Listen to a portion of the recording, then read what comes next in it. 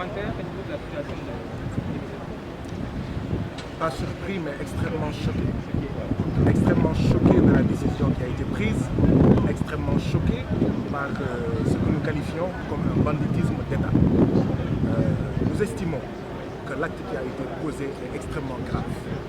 Ils ont tenté judiciairement de museler un résistant de la lutte contre le franc CFA. Le procureur a interjeté appel. Le procès ne pourra pas se tenir avant 3 mois. Ceux qui sont pour la pérennisation de cet outil d'oppression qu'est le franc CFA ne peuvent pas attendre 3 mois. Voilà pourquoi ils ont perpétré un autre complot. Ils ont tramé un autre complot. Ce complot-là, c'est d'expulser le camarade Kémi Séba du Sénégal, de l'expulser tout bonnement d'Afrique.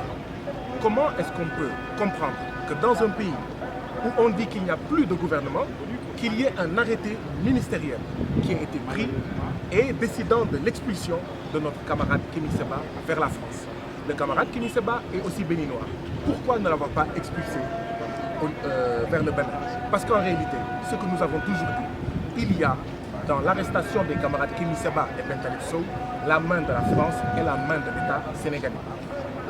Depuis avant-hier, avec l'appel fait par le procureur Serigne Bassirou Gueye, il est clair que l'État du Sénégal est mouillé jusqu'au coude dans ce qui est en train de se perpétuer.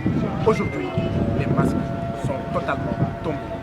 Voilà ce qui se passe et bien entendu, nous nous sommes mobilisés. Et dans cette mobilisation-là, nous avons eu la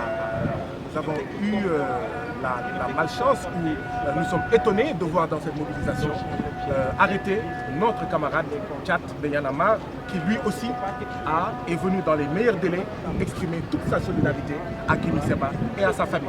Sa famille, que Kémi Séba n'a pas encore pu voir. Je parlais tout à l'heure de banditisme d'État.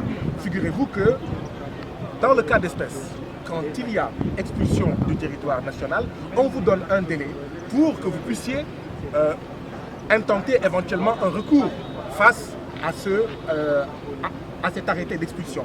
Mais ils ne lui ont même pas permis de faire ce recours-là. C'est de la police des étrangers qu'il a été pris, manu militari, mis dans une voiture comme un vulgaire criminel et amené à l'aéroport.